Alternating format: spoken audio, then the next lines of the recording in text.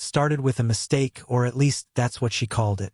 I was working from home, hunched over a spreadsheet that refused to cooperate, when my phone buzzed with a voice message from her. I figured it was something about the florist or the venue. We were a few weeks out from the wedding, and everything was chaos. But when I pressed play, I froze. Her voice, casual and sharp in the worst way, spilled out of the speaker. I said yes for the ring. And the trip. I needed something solid before the launch. Anyway, I'm meeting Ryan at the rooftop bar tonight, he said 9, but I might go earlier. The audio ended with a laugh, one I used to love. First, I thought I misheard. I replayed it 3 times. I sat there, numb, the words bouncing around in my head like a pinball machine. She said yes for the ring. Not for me. Not for the years. Not for love. I didn't confront her right away. I just watched her that evening. She came home late, claiming she had to finalize some ad copy for a client, some branding campaign for a luxury product line. She had that polished energy she always wore when she was closing deals. While she was in the shower, I noticed her purse half-zipped. I shouldn't have looked, but I did. Inside was a receipt from a boutique I'd never heard of. A men's bracelet, engraved with initials I didn't recognize. Alongside it, a dinner reservation for 2. Same date, same rooftop bar. When I brought it up, calmly, carefully, her switch flipped instantly. "Oh my God," she said, blinking like she was stunned I'd even ask.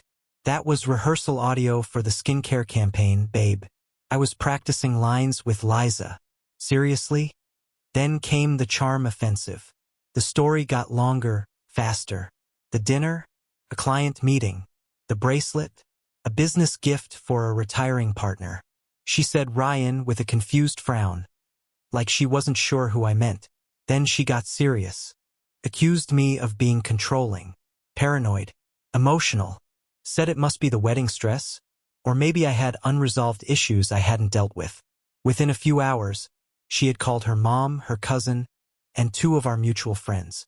By the next morning, the narrative had shifted entirely. According to them, I'd freaked out over a misinterpreted voice memo and had been spiraling into irrational jealousy for weeks. I was suddenly the problem. She said we needed a short break. Not to punish me, but to give me space to calm down and see things clearly. But I already was. The only thing I couldn't see yet was how far this would go. They say no one ever plans for betrayal. I used to believe that, but now, I think some people script it down to the minute. It started with a voice message, not a fight, not a red flag flapping wildly in front of my face. Just a ping. That simple sound changed everything. I was sitting at my desk, editing client reports late into the evening. My fiancée, let's call her Claire, was out for a strategy session with her creative agency. We were in the middle of planning our wedding, and life had been buzzing with dress fittings, venue bookings, guest list arguments, and tiny arguments about chargers and flowers I didn't even know existed until recently. My phone buzzed with a notification from her. A voice memo just under 30 seconds long. I didn't think twice before tapping play. I figured it was a casual update, a funny story, maybe a sweet note, something like she usually sent. But what came out of the speaker made my chest tighten. I said yes for the ring. And the trip. I needed something solid before the launch.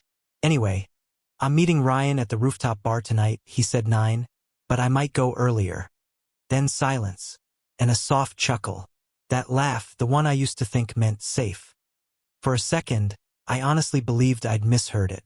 Maybe I was overtired. Maybe it was from a client campaign or some inside joke. But I replayed it. Again. Then again. She said she agreed to marry me for the ring and the trip. A calculated move. Like I was a stepping stone to whatever shiny life she was building for herself. I didn't know what hit harder. The words themselves, or the ease in her voice as she said them. No hesitation. No guilt. Just casual betrayal, like discussing lunch plans. I sat there frozen for a long time. Not even mad at first. Just stunned. This wasn't a misunderstanding. This wasn't taken out of context. You don't accidentally say you're marrying someone for perks. And then there was Ryan. a name I'd never heard her mention. Not once. Still, I didn't say anything that night. She came home around 11:30 p.m., smelling like citrus and expensive gin. She was dressed sharper than usual. Tight black slacks, open-back blouse, fresh lipstick like she'd just reapplied it. I was already on the couch pretending to half-watch a documentary, but the second she walked in, I could feel that cold wave of detachment coming off her. "Sorry I'm late," she said, tossing her bag on the chair. "Meeting went long. You know how these things get." She kissed me on the cheek like everything was fine. Later, when she was in the shower, I noticed her purse was half open. And I swear, I wasn't looking to play detective. But the voice message hadn't left my mind. So yeah, I looked. Inside, I found a folded receipt from a boutique jewelry store, dated that afternoon. A men's bracelet engraved with initials. R. L. Price tag well into the triple digits. Beneath that, a confirmation for a dinner reservation for two, same night, same rooftop bar she'd mentioned in the voice memo. No part of me could rationalize it anymore.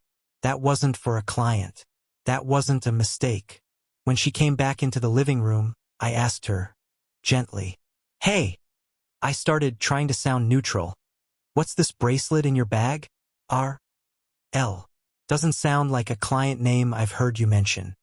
She blinked at me for half a second longer than she should have. And then, "Showtime." "Oh, that?" she said, letting out a light laugh like I'd asked about socks. "That's part of a product shoot I'm helping with. It's for this influencer campaign with a men's jewelry brand. They asked me to rehearse some audio spots today, probably what you heard in the memo." She waved a hand, sat down beside me like it was all just a funny coincidence. "The dinner?" I asked, holding up the folded reservation slip. "Client meeting," she replied immediately. "Actually, a very important one. We're trying to close a luxury hospitality partnership. I had to wine and dine him a bit. You know how it is." She looked me dead in the eye. Calm, relaxed, polished. I nodded slowly. "And Ryan?" She paused. A beat. "Ryan's the client," she said. "I told you that, didn't I?" No, she hadn't. I could feel my stomach twist into itself. But she just kept talking. She spun it all like she'd done this before. So well, so smoothly that I started to wonder if maybe I had gotten it wrong. If maybe it really was just marketing rehearsals and business dinners. And then she flipped the switch on me. "You know what really worries me?" she said, softening her voice. "That you'd even ask me that way. Like I'm doing something shady. Where is this coming from?" I said I just didn't understand why she hadn't mentioned any of it earlier. That the message had caught me off guard. That was all she needed. "Do you hear yourself?" she said, rising from the couch. "You're becoming possessive, suspicious, controlling. Do you even realize how emotional you've been lately? Ever since we got engaged, it's like you've changed. I feel like I'm walking on eggshells with you." It escalated from there. She called her cousin, then her mom, then two of her friends. Within the hour, they were all texting her support and asking if she was okay. Suddenly, I was the guy losing it over a voice memo. She cried real tears and said she needed space. Not to punish me, she clarified, but so we could reset. She told her mom I was suffocating and that I was projecting insecurities from my past relationships onto her. By the next morning, I was no longer a concerned fiancé. I was unstable, emotional, overreacting. And Claire? She was the patient one, trying to help her anxious partner see reason. She even posted a motivational quote to her story that afternoon. "Protect your peace, even when they don't understand why you need space." I remember staring at my phone in disbelief. Just a day ago, I thought I was marrying this woman. And now, I was the villain in a narrative I didn't even get to write. She called it a short break, said it would help us find clarity. That was her way of framing it. But underneath all of it, beneath the lies and the PR perfect explanations, I saw it for what it really was, a calculated reset, a deflection, a move made months in advance. The cracks in our relationship hadn't just appeared. She'd been chiseling them deliberately, framing the collapse so that when it finally came, I'd look like the problem. And as I stared at that receipt, that bracelet, that neatly worded calendar invite, I realized something that chilled me to my core. This wasn't her first move. This was just the first one I noticed. I'd always thought of doubt as something that creeps in slowly, like a crack spreading across glass. But after that night, it didn't creep. It flooded. Everything that had felt secure suddenly started shifting under me. Tiny details I once dismissed, moments I'd waved off as stress, fatigue, or miscommunication. Now, they started to form a pattern I couldn't ignore. She'd been different for a while, hadn't she? First, it was little things. A new perfume, sandalwood and vanilla, musky and warm. Nothing like the bright, floral scents she used to wear. She claimed she was testing it for a product line launch. That made sense at the time. She was in marketing, after all, always trying new samples, giving feedback. But the scent lingered on her skin even on weekends, even when we weren't going anywhere. I'd wake up to it in bed, faint but unmistakable. She wore it like armor. Then there was her phone. Password changed. Notifications silenced. Always face down. I didn't notice the shift right away, but once I did, it hit me like a gut punch. We used to share everything. Spotify playlists, random memes, dumb TikToks. She used to text me from the next room just to say she missed me. But those messages became fewer. Then they stopped altogether. Now her screen lit up and she'd flick it off like it was a reflex. Private. Constantly guarded. I just need better boundaries with work, she told me once when I asked. Clients message me at all hours now, and it's exhausting. That part was true. She was exhausted, but not because of clients. The late-night strategy sessions became a fixture. At first, they happened once or twice a week. Now it was almost every night, and always somewhere across town, somewhere far enough to require rideshares and long drives.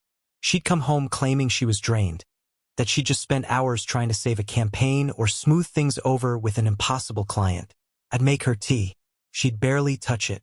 One night, she left her laptop open on the counter, and I noticed a second Chrome user account on the login screen. I didn't click it, but I stared at it for a long time, heart thudding, wondering what she needed a second browser profile for. Separate email accounts? Separate logins?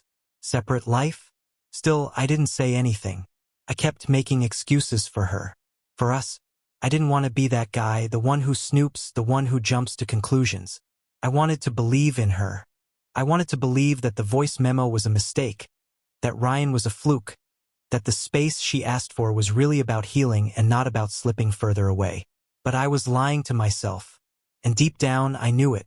Then came the credit card statements. We had a shared card we used for groceries, household items, travel expenses. I didn't check it often, but with the wedding on pause, I figured it was a good time to tighten up budgeting. That's when I saw it.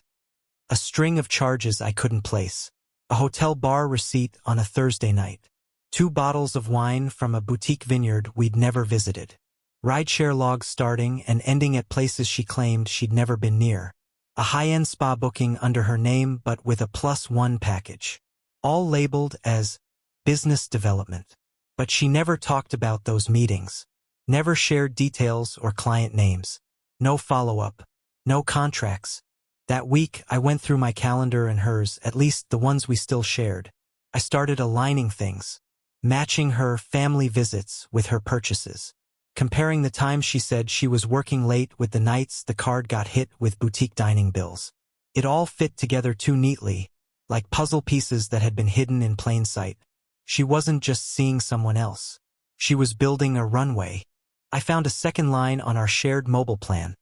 A number I hadn't noticed before, registered under a generic name. When I called it from a blocked number, it rang twice, then went to voicemail. No name, no greeting. Just silence. I never mentioned it to her. I wanted to, but I held back. I needed to be sure before I made any moves. Still, the evidence kept growing. Slowly, relentlessly.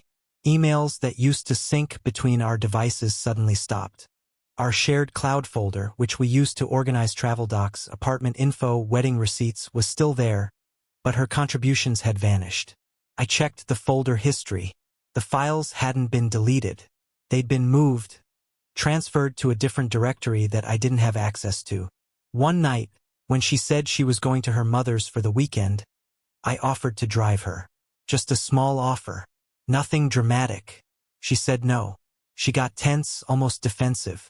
Said her mom was dealing with something sensitive and didn't want visitors. Then she left. Dressed like she wasn't going to her mom's at all. I know her mom. She lives in a small house outside the city. Claire had on heels and a silk blouse, barely enough packed for an overnight stay. I knew she wasn't going to her mom's. I knew it, but I didn't stop her. I didn't want her to know I knew. Not yet. Instead, I started watching everything with sharper eyes. She began asking about our shared accounts, how much was in the wedding fund, what the process was for splitting assets just in case. She brought up prenups and postnuptial agreements, framing them as responsible planning. "We're both ambitious," she said one night, twirling her wine glass. "If something ever happened, wouldn't you want to protect what's yours?" She smiled when she said it. I said yes, but inside, I felt something crack. Then came the biggest one. Something so small I almost missed it. She changed her life insurance policy. Quietly. I only found out because the confirmation email hit our shared backup inbox. She'd switched the beneficiary from me to someone else, a name I didn't recognize. I looked it up. It was a trust registered under her name. And someone else's. That's when the dam really broke for me. I stopped pretending. I started documenting. I took *TS, backed up statements, exported chat logs from her tablet, which she sometimes left unlocked when she rushed out the door. And with every piece I gathered, I saw the truth more clearly. She wasn't preparing for a wedding. She was preparing for after it.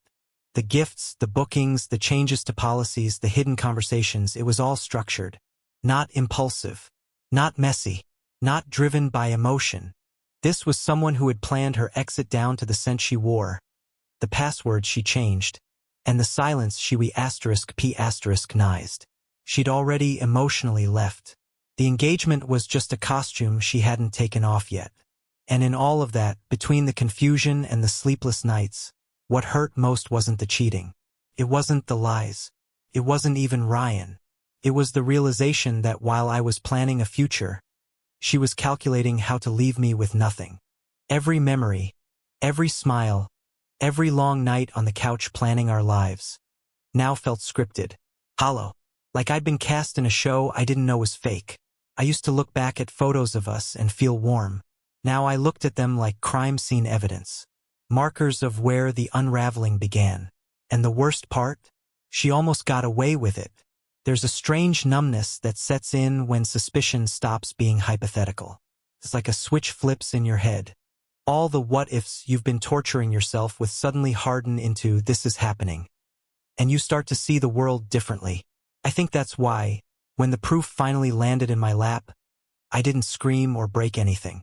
I just sat there, staring at the screen, and felt everything inside me go very, very still. It started with the billing records. The second line on our shared plan, the one under that generic name, kept nagging at me.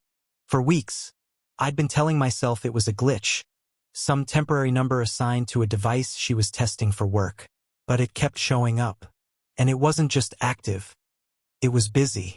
Nightly calls, long calls, texts at all hours.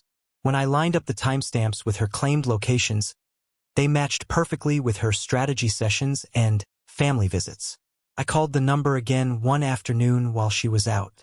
It rang twice, then clicked to voicemail. No greeting, no name, just static.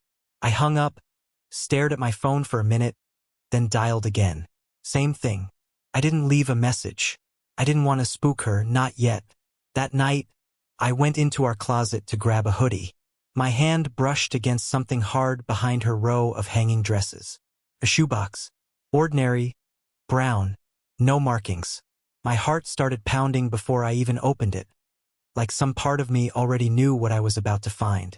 Inside was a prepaid phone. Small, black, unremarkable. The battery was still warm. I powered it on, thumb trembling, and the screen lit up with a simple passcode lock. Took me 3 tries, her birthday, her sister's birthday, our anniversary. Nothing. Then, on a hunch, I tried the date of our engagement. It unlocked. What stared back at me wasn't ambiguous. 8 months of messages with our hotel bookings. **TS of receipts. Notes about adjusting timelines and keeping him distracted until after. Lists of assets. My assets. They talked about me like I was a spreadsheet. My work schedule. My bank deposits. Which accounts I used for travel, which ones for groceries. Which relatives might be a problem during separation. Even the ring, how much it cost, how to sell it without me noticing. I scrolled through until my thumb went numb. It was all there. Dates, locations, names. Proof that she'd mapped out my life with surgical precision. I wasn't her partner anymore. I was a mark. One text made me stop cold. It was from just 2 days ago. He's starting to suspect. Move the insurance doc tonight. We'll meet at the bar to finalize the timeline. I don't know how long I sat on the floor with that phone in my hand. The closet smelled like her perfume, the new one. It made me want to throw up. I copied every single message to my own device, then tucked the prepaid phone back into the box exactly how I found it. If she noticed anything off, she didn't show it. She came home later, kissed me on the cheek, and went straight to shower. I watched her go, feeling like I was living inside a stranger's house. That same night, an email popped up in my inbox from an anonymous address. Subject line, "You need to see this." No text in the body, just an attachment. For a second, I thought it was spam, but something in me said open it. It was footage. Grainy, but clear enough. A hotel corridor. Ryan. Arm in arm, walking toward a door. She was laughing. He brushed her hair back from her face like he'd done it 100 times. The timestamp matched one of the overnight client retreats she'd told me about. There was no ambiguity left. No rehearsed campaign. No business gift. No misheard audio. This was real. This was happening. And still, I didn't confront her. Not yet. I don't know if it was shock, or fear, or some instinct for self-preservation, but I stayed quiet. I backed up the video to a private drive. I exported the prepaid phone logs. I printed the billing records and highlighted the dates. One by one, I was building a wall of facts so high that even her silver-tongued explanations couldn't climb over it. The more I read, the more I realized how far she'd gone. This wasn't some messy affair born out of impulse. It was coordinated, tactical. She had an entire second life mapped out while she played the part of my fiancé. The wedding wasn't a celebration. It was a closing act. Her emails with were like reading stage directions. Adjust the narrative. Delay vendor deposits. Update the projections once accounts split. They had spreadsheets. Actual spreadsheets. One titled Projected Personal Growth. Listed money, property, contacts. Another tab labeled Timeline had 3 phases. Engagement, transition, post-exit. My stomach turned as I realized I was living inside someone else's business plan. The prepaid phone even had notes about managing appearances. Which photos to post. Which friends to keep close. How to frame me as unstable if I ever started asking questions. When she'd cried in front of me that night, I thought it was real. Now I knew it was rehearsed. What's wild is how calm I felt while gathering all this. I'd been a wreck for weeks. Sleepless, doubting myself, questioning my sanity. But once I had the evidence, a strange stillness settled over me. Like I'd finally stepped out of the fog and could see the road ahead. I started noticing even more once I knew what to look for. Her client meetings always happened near the same hotel. Her overnight stays at her mom's lined up with Ryan's travel schedule. Even her critiques of me, the sudden complaints about how I was too distracted, too absent, too emotionally volatile, were right there in the texts. She was coaching herself to erode my credibility before she made her move. One detail gutted me more than the rest. In the prepaid phone's gallery, there was a photo of my engagement ring sitting on a napkin at a rooftop bar. Her caption, "Pawn this after." She'd planned to take everything. The wedding deposits, the ring, the insurance, maybe even my reputation. And she would have gotten away with it if she hadn't slipped and sent me that voice memo. I didn't sleep that night. I sat at the kitchen table with my laptop open, the footage playing on repeat. Her and Ryan walking arm in arm, his hand at the small of her back like it belonged there. My tea went cold. My hands stayed steady. Inside, though, something was splintering. By dawn, I knew two things with absolute clarity. First, our relationship wasn't just over. It had been over for months. I'd been living inside an illusion she curated for her convenience. Second, if I confronted her without a plan, she'd spin it. She'd turn the evidence into misunderstanding, me into the aggressor, herself into the victim. She'd been rehearsing this story for months. If I wanted the truth to matter, I'd have to move carefully. So I didn't storm into the bedroom and demand answers. I didn't call Ryan. I didn't smash anything. I made coffee, packed a small bag, and left for work like it was any other day. But in my head, gears were turning. Not revenge, not yet. Just control. I'd been blindsided once. It wasn't going to happen again. The switch had flipped. The question was no longer, is she cheating? The question was, how do I get out intact? And sitting there in the early morning light, watching her planner on the counter, I realized something else. Something that chilled me even more than the betrayal. She thought she'd won already. By the time the sun rose that morning, I was already halfway through building a digital vault. Not just a folder on my laptop, no. I needed something private, encrypted, untouchable. Something separate from the life she still believed I was blindly invested in. I had already copied the texts from the burner phone and backed up the hotel footage from the anonymous email. That was the start. But if I'd learned anything from her, it was this: presentation matters. Facts alone weren't enough.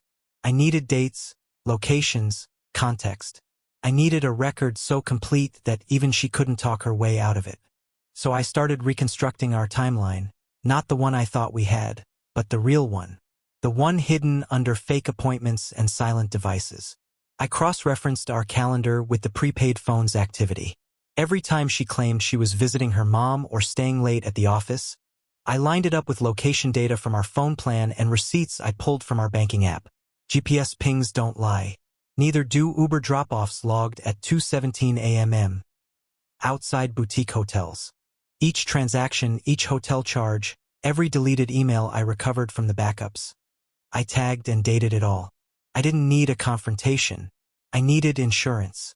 I archived everything into a secure drive, password-protected, cloud-based, and offline backed up.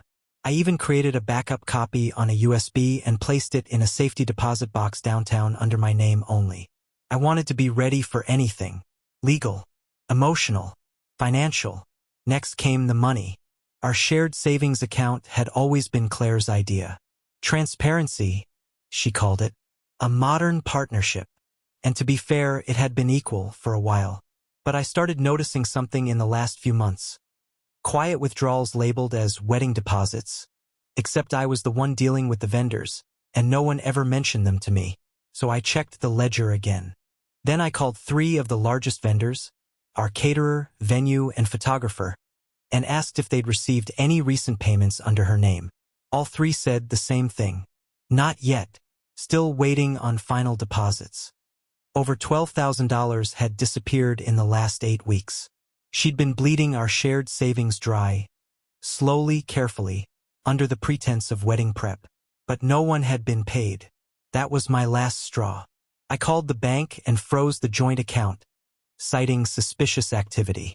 Then I transferred my paycheck deposit to a private account I opened that morning. No notice, no discussion. She wouldn't see it coming. And that was the point. I also consulted a lawyer. Not the loud courtroom type you see in movies, but someone methodical, quiet. He specialized in fraud-related asset protection and prenup reversals. I didn't want a messy fight. I wanted an airtight plan. I showed him what I had. The burner phone logs, the footage, the financial documents. He didn't say much at first, just kept flipping through the files. Then he leaned back in his chair and said, calmly, "She's building an exit strategy. But if you act before she thinks you know, you might be able to void her claims entirely. That word void stuck with me. We drafted a document that would legally revoke her rights to any shared assets, conditional on proof of fraudulent intent in the relationship. He said we couldn't force her to sign it outright, but if we presented it under the right emotional circumstances, when she still believed I was fragile, as she described me in her messages, it might work. I nodded. We'd find the moment. Until then, I played my part. I told her I understood the need for space. I even apologized for being emotional lately. She smiled, said it was the most mature thing I'd said in weeks. I could see it in her eyes. She thought I was folding, that I was going to let her shape the ending. So I let her believe that. Meanwhile, I started removing myself from the apartment. Not obviously, no boxes, no chaos. Just one item at a time.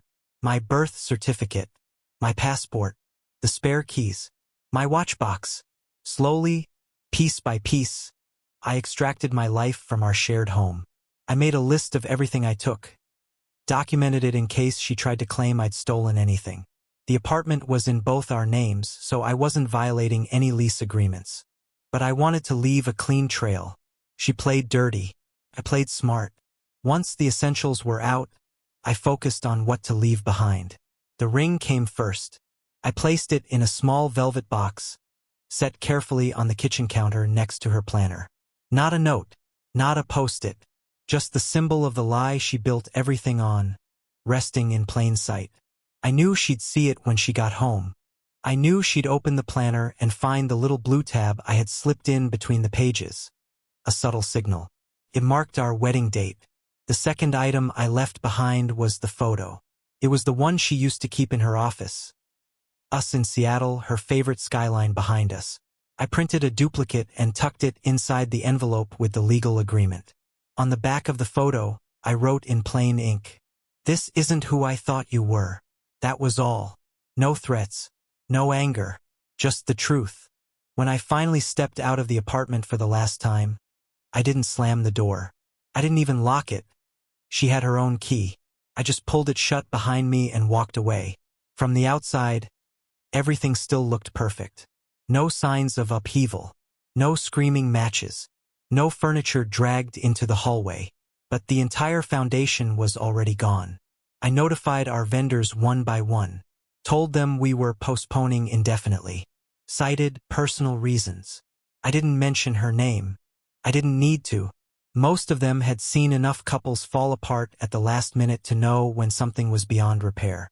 Surprisingly, a few of them offered sympathy, not refunds but words.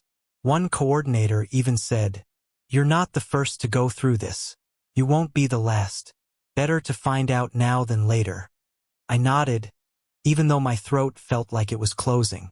There was one last step I had to take, one final move before I could fully detach. I logged into her work account. I still had access through an old project folder we shared when we collaborated on a client pitch last year. She never changed the permissions. Rookie mistake. Inside, I found draft posts, scheduled but unpublished, announcing an amicable separation and transition into a new chapter. A curated narrative, carefully worded captions, all designed to make her look graceful and composed, but not truthful, not real. I copied those drafts too. And then, for the first time in weeks, I closed my laptop and felt something close to peace. Not healing, not yet, but calm. The storm hadn't fully hit her yet, but it would, because now I was no longer part of her timeline. I had removed myself quietly, carefully, completely, and for the first time in months, she had no idea what my next move would be. I thought I had seen the worst of it.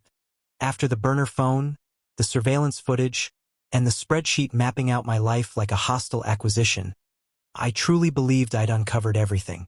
I had exited quietly, cleanly, set my boundaries, cut my losses, but betrayal has layers, and some of them, I learned, were still waiting in the dark, hidden beneath shell companies, fake smiles, and the illusion that I had been the one in control of the damage. It started with a single notification, something small.